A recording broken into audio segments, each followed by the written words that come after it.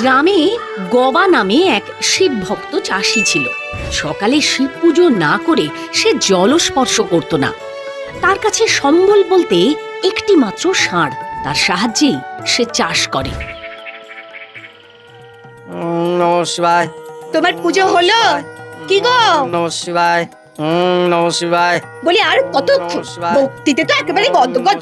তাও যদি তোমার ভগবান মুখ তুলে চাইতেন। নমঃ শিবায়। বলি এবার কি চা জল খাবে? প্রতিদিন সকালে উঠে এক বুলি আওড়াতে আওড়াতে আমার জীবন একবার শেষ হয়ে গেল। নমঃ শিবায়। জানিসই তো আমি ওই ভোলা মহেশ্বরকে জল বাতাসা না দিয়ে মুখে জল তুলি না। রোজই একই কথা কেন বলিস? হ্যাঁ, বাবার আশীর্বাদই তো আমাদের সংসারটা চলছে। ছাই চলছে, এমন চলার যেন কারণ না চলে। নুনান্তে পান্তা ফুরোচ্ছে। তোমার বাবা ভোলা মহেশ্বরের কাছে তোমার দুঃখের কাঁদুনি একটু গাইতেও তো পারো নাকি? যদি বাবা মুখ তুলে চান। চাইবে চাইবে, বাবা ভোলেশ্বর আমার দিকে ঠিক একদিন চাইবে। যবে চাইবেন তবে আমি স্বর্গে যাব।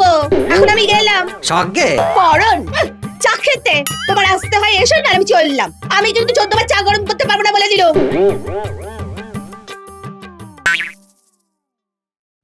ওরে, আজ কিন্তু মাঠে সবটা চষে ফেলতে হবে, কেমন? নাহলে কিন্তু বউ আমায় আস্ত রাখবে না। বেশ বেশ, কাল বীজ ছড়াবো, কেমন?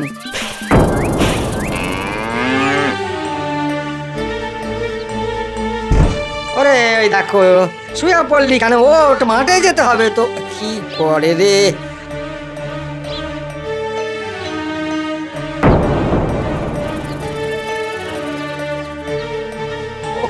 কি হলো রে? কি হলো রে তোর? চোখ খোল। ও বাবা ভোলে মহেশ্বর, এ কি হলো বাবা? তোমার বাহন যে তোমারই সাপের কামড়ে থরথরিয়ে উপরে মরে গেল। হায় হায় বাবা মহেশ্বর, এ তুমি আবার কি পরীক্ষা নিচ্ছ বাবা? আমার বাড়িতে অভুক্ত গিন্নি, হাড় জিড়জিড়ে ছেলে, এখন আমি কি করে সংসার টানবো বাবা? আমি কি করে চাষ করব? কি করে ওদের মুখে অন্ন তুলে দেবো? তুমি একটা কিছু ব্যবস্থা করো বাবা, একটা কিছু ব্যবস্থা করো। যতক্ষণ না তুমি আমার একটা ব্যবস্থা করছো আমি ততক্ষণ এইভাবে বসে থাকবে, এখান থেকে উঠবো না।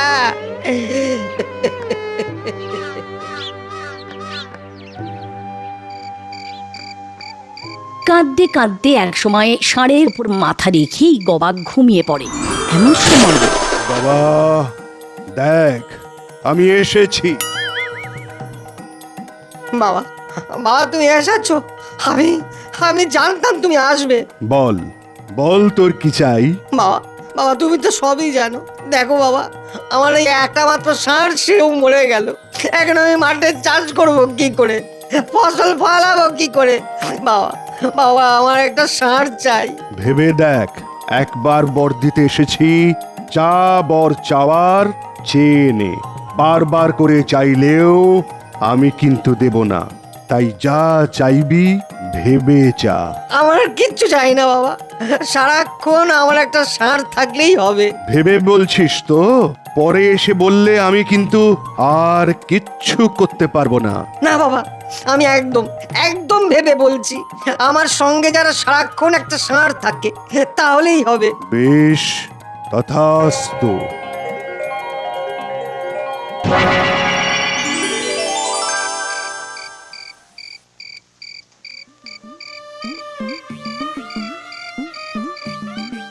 বউ, বউ শুনছিস?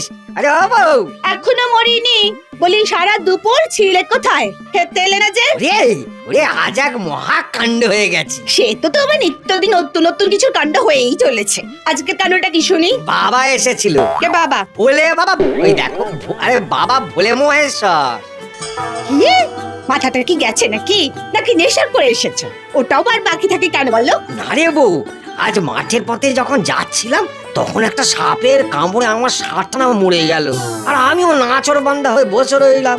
যতক্ষণ না আমার ষাঁড় ফিরছে আমিও বাড়ি ফিরবো না। তারপর বাবা ভোলে মহেশ্বর এসে আমাকে বর চাইতে বললো, আর আমি আমার ষাঁড় চেয়ে নিলাম। হ্যাঁ, কি বললে? কি বললে তুমি? বললাম মহেশ্বর তোমাকে দেখা দিলেন, আর তুমি বাবার কাছে টাকা পয়সা না চেয়ে ষাঁড় চাইলে? আমি চাইলাম আর পেয়েও গেলাম। কেমন বুদ্ধি করলাম বল? মরণ দশা আমার পোড়া কপালে। কোথায় টাকা পয়সা ধনরত্ন যে আমাকে সুখে রাজরানি করে রাখতে পারতে, তার না যে উনি একটা যে বসলেন ষাঁড়। হ্যাঁ তাই তো রে বউ, সত্যি বড় ভুল হয়ে গেল রে।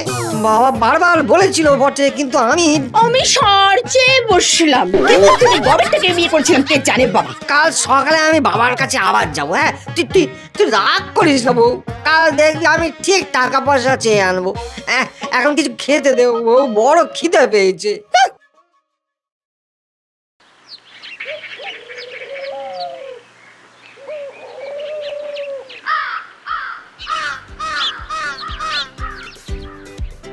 আয় আয় তাড়াতাড়ি আয়, সকাল সকাল না গেলে বাবা মহেশ্বরকে ধরতে পারবো না।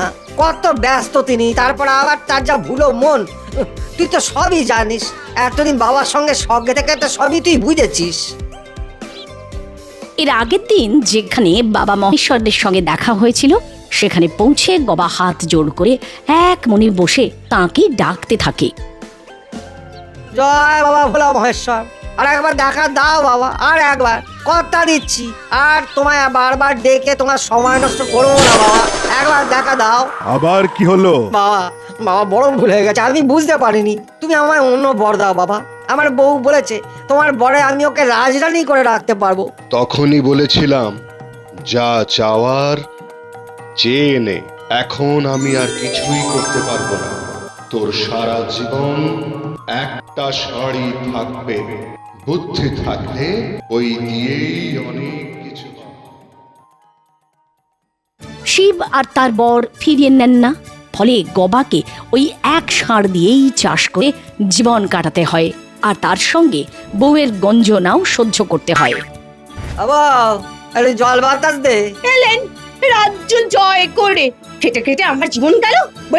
বলি কোথায় শিবের বরে সুখে শান্তিতে দিন কাটাবো, তাও এই গবেটের পাল্লায় পড়ে আমার সেটি হলো না। পাড়ার লোক শুনলো না ছি ছি করবে তোমার মন বুদ্ধির জন্য। গলার একেবারে শুকিয়ে কাঠ হয়ে গেছে বউ। ঘড়ায় জল আছে, নিজে গড়িয়ে খাও। তোমার ঘরে তো আর চার চারটে দশই রাখো নেই। আমিও সারাদিন খাটি, পারলে নিজে নিয়ে খাবে, না পারলে খাবে না, ব্যাস।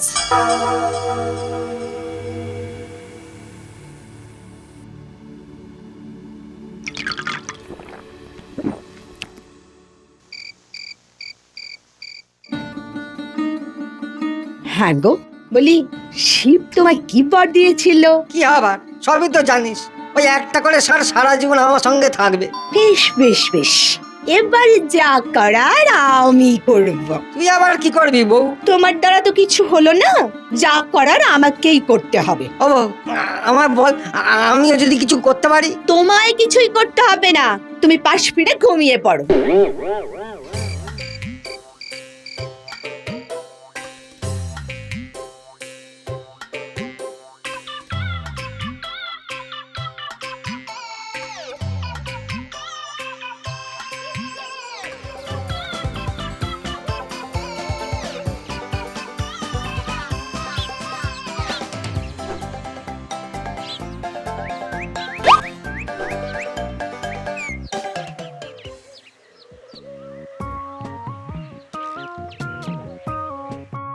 ও বউ, কোথায় গেলি রে? কি হলো, কি চেঁচাচ্ছ কেন? আরে কোথায় ছিলিস? এই আমার ষাঁড় কোথায়? এই নাও 100 টাকা। এত টাকা কোথায় পেলি বউ? তোমার ষাঁড় বিক্রির টাকা। একটা ষাঁড় ছিল, তাই দিয়ে চাষবাস করে খাচ্ছিলাম, তুই সেই পথ বন্ধ করে দিলি। হ্যাঁ আমার ষাঁড় তুই বেচে দিলি। আরে কেন কেন এমন করলি বউ? এখন আমাদের সংসার চলবে কি করে? একটা ষাঁড় ছিল, তাও চলে গেল। আর ওই 100 টাকাকে আমরা কদিন খাবো বউ? তুমি চুপ করো তো, এবার যা করবার আমিই করব। তুমি শুধু দেখে যাও। তোমাকে যদি আমি 1 বছরের মধ্যে বড় লোক না করে দিয়েছি তো কি বলেছি? ও বউ, বউ রে, কি সর্বনাশ করলি রে বউ, কি সর্বনাশ করলি। যদি সত্যি সত্যি শিব ঠাকুর তোমায় বর দিয়ে থাকে, তাহলে চমৎকার এক্ষুনি হবে। আরে তোর কি মাথা খারাপ? ওই তো বুদ্ধি কাজ করেছে তাহলে। জয় শিব ঠাকুরের জয়, জয় শিব ঠাকুরের জয়। আমি তো তোকে আগেই বলেছিলাম। তুমি চুপ করো, বুদ্ধি ঠিক। গবার মনে পড়ল দেবাদিদেব মহেশ্বর বলেছিলেন, সারা জীবন তার কাছে একটি করে ষাঁড় থাকবে। তোর সারা জীবন একটা ষাঁড়ই থাকবে। এরপর থেকে প্রতিদিন একটা একটা করে নতুন নতুন ষাঁড় বিক্রি করে বড় লোক হয়ে যায় গবা আর তার বউ।